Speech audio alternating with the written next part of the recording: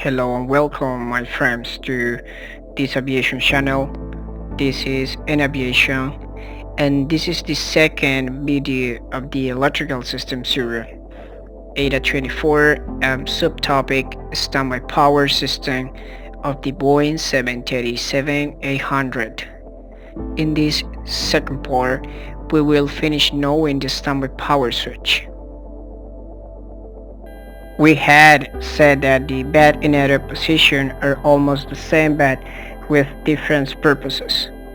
In the next diagram we are going to see the bed condition and the difference between bed and outer position. The first things I want you to do is locate these three devices: the main battery, the battery switch, and the standby power switch. These devices are to your left, and as principle we start reading the diagram from our left. Firstly, the current gets out from the main battery.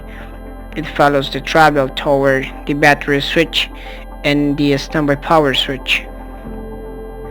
When it arrives to the battery switch, we know that K1 and K8 energize and its respective passes.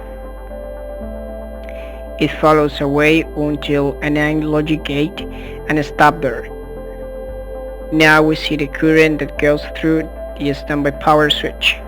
It follows a travel where later it turns into. In the diagram we see a positive line goes up and the other goes straight. The line that is going up passes through another gate.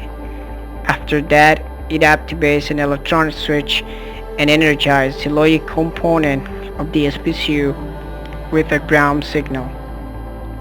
Then the SPCU logic component closes the RCCV of the monophase inverter in order to feed the AC standby buses, providing 115 volts and 400 Hz. Returning to the line that went straight, the interleaved arrows drives up to the K3 relay, going through another gate, pushing the electronic switch to ground position and create a magnetic field which gets down the relay's contactors. Finally, the DC standby bus power with the current that comes from the head battery bus. Well, making a recap, we know battery switch and position, K1 and K8 powered, standby power switch in bad position, K3, and inverter powered. The difference between bad and outer position settled down here. In the diagram I enclose a logic gate with 3 inputs and 1 output. I will call them line 1, line 2, and line 3.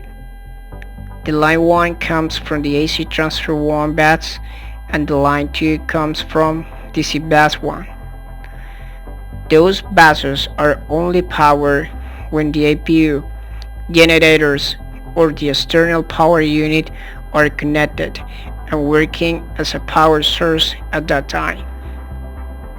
So whether the aircraft is flying and have the generators as source, those buses will send positive signals to the line 1 and 2. If you are careful, you realize the line 3 powers when the standby power switch is in outer position.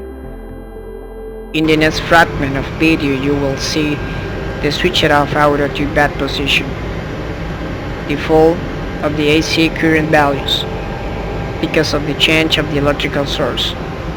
From this point we understand that if the standby power switch is in bad position during flight, the aircraft will not be fed automatically by the generators, rather by the batteries. But if it is in outer position, when we get in the generators, automatically it changes the source and the batteries will be charged, just in case there is an emergency. Let's talk about the remote control circuit breakers and the fall and rise of voltage. But first, let's see a guide information for this operation. Each battery is a 20-cell nickel-cadmium battery with 48 amperes per hour capacity. With full charge, the battery supply a minimum of 60 minutes of AC and DC power. When the RCCB remote circuit breaker is open, the dual battery RCCB will not close and let the batteries operate in parallel. In this condition, 60 minutes of standby power is not available. The RCCB closes when the SPCU signal is to close. This lets the static inverter receive power from the battery. The SPCU closes the RCCB when either of these conditions occur. The BAT switch to the on position, the standby power switch to BAT position. So about these statements we learn: 1. Batteries full charge, 28 volts, 48 amperes, 60 minutes of operation. 2. RCCB opens if dual RCCB opens. 60 minutes is not available. 3. Both RCCB closes when these conditions: the BAT switch to the on position, the standby power switch to BAT or auto position. 4. The battery switch and a standby power switch works together as a two parts intertwined. The specific work of the action when manipulating these switches is scientifically called as a complex system, which is composed of several interconnected or interlocking parts whose links create additional information not visible to the observer as a result of the interactions among elements in a complex system. There are hidden variables whose ignorance prevents us from analyzing the system with precision. Thus, a complex system has more information than each independent parts have.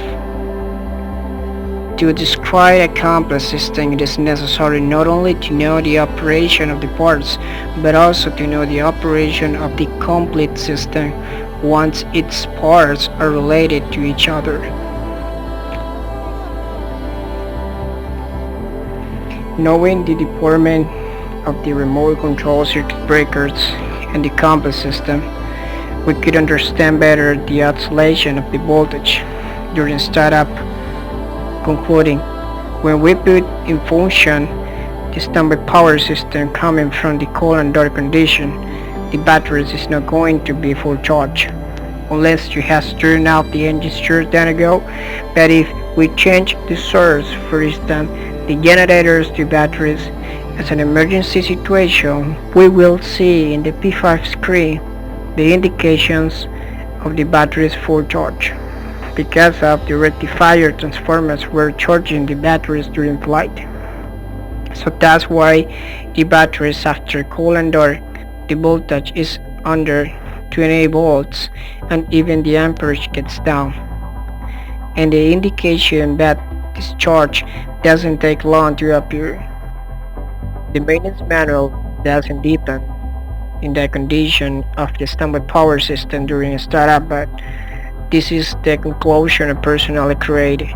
Of course, I base it interpreting these diagrams and looking at the manual information. Because don't forget, the manual is your best friend.